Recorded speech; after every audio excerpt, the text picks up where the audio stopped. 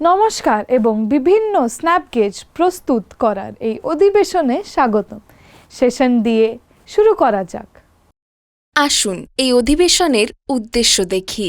এই সেশনের শেষে আপনি সক্ষম হবেন ফ্ল্যাট এবং স্কোয়ার ফাইল, অঙ্কন অনুযায়ী প্রোফাইল চিহ্নিত করুন, ড্রিল ত্রাণ গর্ত, চেইন ড্রিলিং এবং হ্যাকসউইং,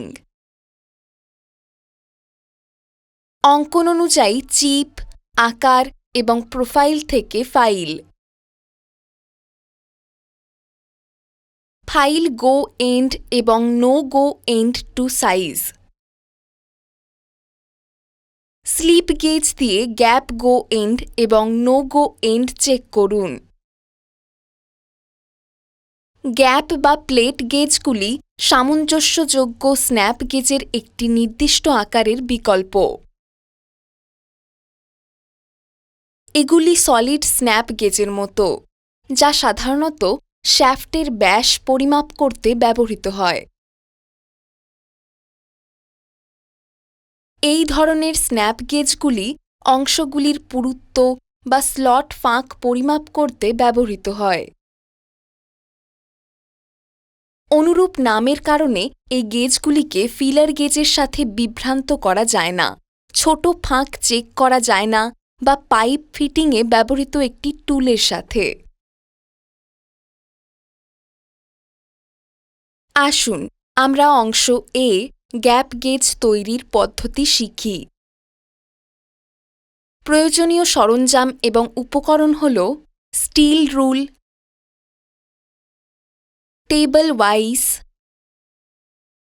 different coarse size file set, try square, marking media,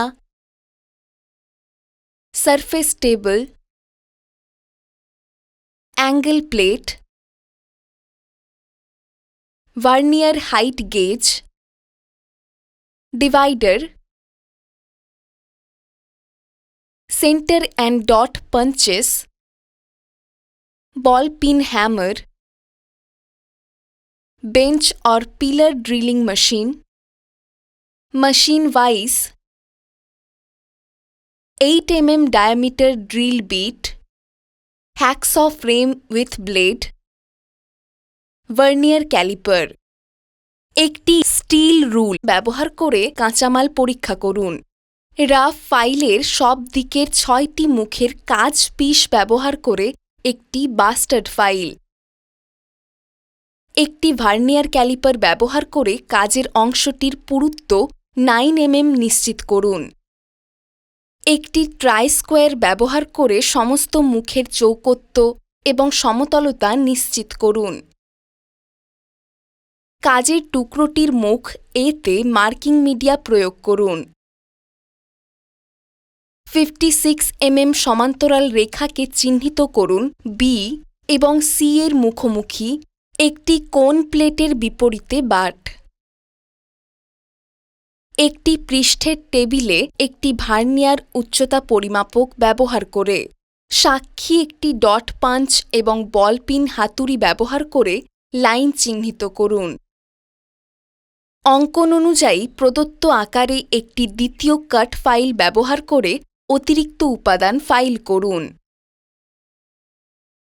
vernier caliper ব্যবহার করে ওয়ার্কপিসের আকার 56 mm x 56 mm x 9 mm হয় তা নিশ্চিত করুন এবং একটি ট্রাই স্কোয়ার ব্যবহার করে কাজের অংশের চৌকত্ব এবং সমতলতা নিশ্চিত করুন।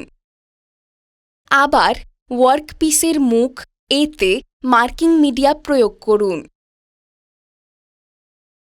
মুখ বি থেকে 7 mm, 15 mm, 41 mm এবং 49 mm সারফেস টেবিলে ভার্নিয়ার হাইট গেজ সহ সমান্তরাল রেখা চিহ্নিত করুন। আবার ফেস সি থেকে 7 mm, 14 mm এবং 18 mm পৃষ্ঠ টেবিলে একটি ভার্নিয়ার উচ্চতা গেজ সহ সমান্তরাল রেখা চিহ্নিত করুন। সাক্ষী একটি কেন্দ্র পাঞ্চ এবং বলপিন হাতুড়ি ব্যবহার করে গর্ত কেন্দ্র এবং চাপ কেন্দ্র চিহ্নিত করুন। একটি বিভাজক ব্যবহার করে আর্ক চিহ্নিত করুন। সাক্ষী একটি ডট পাঞ্চ এবং বলপিন হাতুড়ি ব্যবহার করে প্রোফাইল লাইন চিহ্নিত করুন। মেশিন ওয়াইজ ব্যবহার করে ড্রিলিং মেশিনে অংশটি ধরে রাখুন। দেখানো হিসাবে দুটি ত্রাণ গর্ত ড্রিল করতে 8 mm ব্যাসের ড্রিল বিট ব্যবহার করুন। একটি বেঞ্চ ওয়াইসের মধ্যে অংশটি রাখুন। একটি হ্যাকস ব্যবহার করে দেখানো হিসাবে একপাশে অতিরিক্ত উপাদানের হ্যাচড অংশটি কেটে ফেলুন। মসৃণ বা মৃত মসৃণ ফাইল ব্যবহার করে একই অংশ ফাইল করুন এবং শেষ করুন। একইভাবে অন্য দিকের অতিরিক্ত উপাদান কাটা এবং অপসারণ করতে উপরের কাজের ক্রম অনুসরণ করুন এবং মসৃণ বা মৃত মসৃণ ফাইল ব্যবহার করে শেষ করুন। অঙ্কন অনুযায়ী ফাইল ব্যাসার্ধ 7 mm। ব্যাসার্ধ বা ফিলেট গেজ ব্যবহার করে ব্যাসার্ধ পরীক্ষা করুন। আসুন আমরা খণ্ড বি তৈরির পদ্ধতি সম্পর্কে জেনে নিই।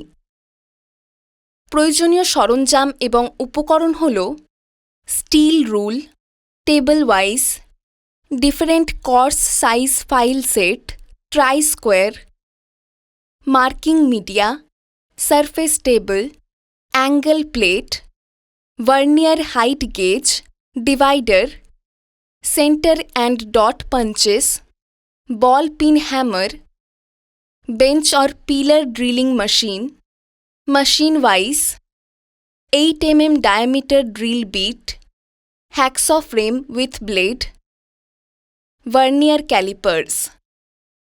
একটি স্টিল রুল ব্যবহার করে কাঁচামাল পরীক্ষা করুন।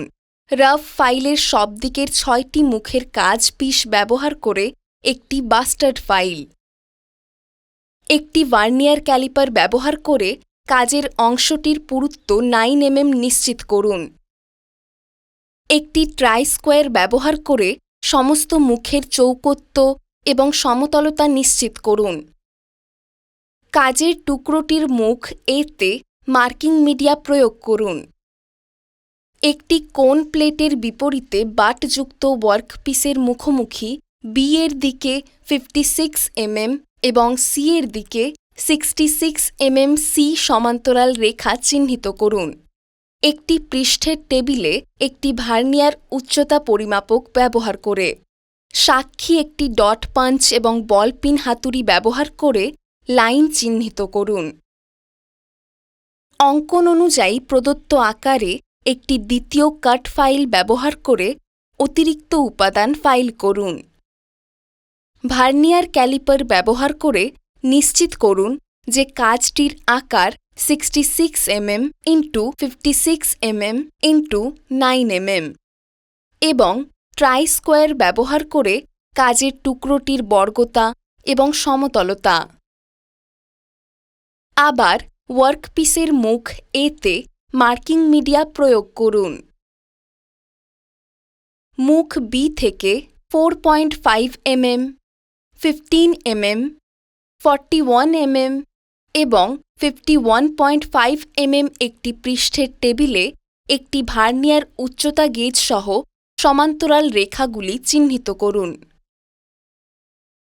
আবার মুখ সি থেকে 13 mm, 17.5 mm, 38 mm এবং 42 mm একটি সারফেস টেবিলে একটি ভার্নিয়ার উচ্চতা গেজ সহ সমান্তরাল রেখা চিহ্নিত করুন।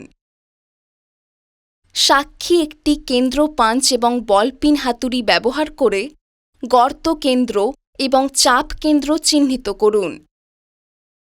একটি বিভাজক ব্যবহার করে 28 mm ব্যাসার্ধ দিয়ে চাপটিকে চিহ্নিত করুন। O1 কে কেন্দ্র হিসাবে দেখানো এবং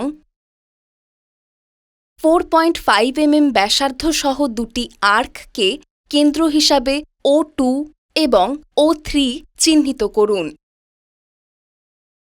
উভয় পাশে দেখানো হিসাবে দুটি চাপের মধ্যে স্পর্শক রেখা চিহ্নিত করুন।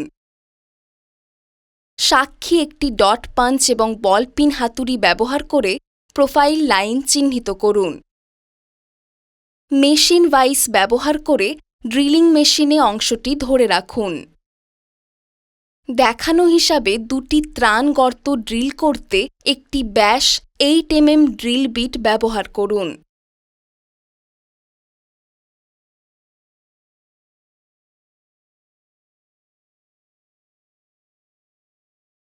অতিরিক্ত উপাদান চিপ করার জন্য দেখানো হিসাবে কাজ টুকরো চেইন ড্রিল। বাড়তি উপাদান মুছে ফেলার জন্য এই অংশটি হ্যাকস করুন। একটি ছোট ফ্ল্যাট চিজল এবং স্লেজ হাতুড়ি ব্যবহার করে অতিরিক্ত উপাদান চিপ করুন। প্রয়োজনীয় আকার এবং আকারে মসৃণ বা মৃত মসৃণ ফাইল ব্যবহার করে অভ্যন্তরীণ অংশ ফাইল করুন এবং শেষ করুন। একটি ভার্নিয়ার ক্যালিপার ব্যবহার করে আকার পরীক্ষা করুন। একটি হ্যাকস ব্যবহার করে দেখানো হিসাবে বাইরের পৃষ্ঠের অতিরিক্ত উপাদান কেটে ফেলুন। প্রয়োজনীয় আকার এবং আকারে মসৃণ বা মৃত মসৃণ ফাইলগুলি ব্যবহার করে বাইরের অংশটি ফাইল করুন এবং শেষ করুন। ব্যাসার্ধ বা ফিলেট গেজ ব্যবহার করে ব্যাসার্ধ পরীক্ষা করুন। অংশ এ এবং অংশ বি ম্যাচ করে প্রস্তুত গ্যাপ গেজ ব্যবহার করে অংশটি পরীক্ষা করুন। রিক্যাপ: আমরা শিখেছি ফ্ল্যাট এবং স্কোয়ার ফাইল, অঙ্কন অনুযায়ী প্রোফাইল চিহ্নিত করুন, ড্রিল ত্রাণ গর্ত, চেইন ড্রিলিং এবং হ্যাকসয়িং, অঙ্কন অনুযায়ী চিপ, আকার এবং প্রোফাইল থেকে ফাইল, ফাইল গো এন্ড এবং no go end to size, slip gauge দিয়ে গ্যাপ গো এন্ড এবং নো গো এন্ড চেক করুন। তাই এটি বিভিন্ন স্ন্যাপ গেজ প্রস্তুত করার বিষয়ে আশা করি আপনি সমস্ত ধারণা এবং অনুশীলন বুঝতে পেরেছেন। পরবর্তী সেশনে আবার দেখা হবে।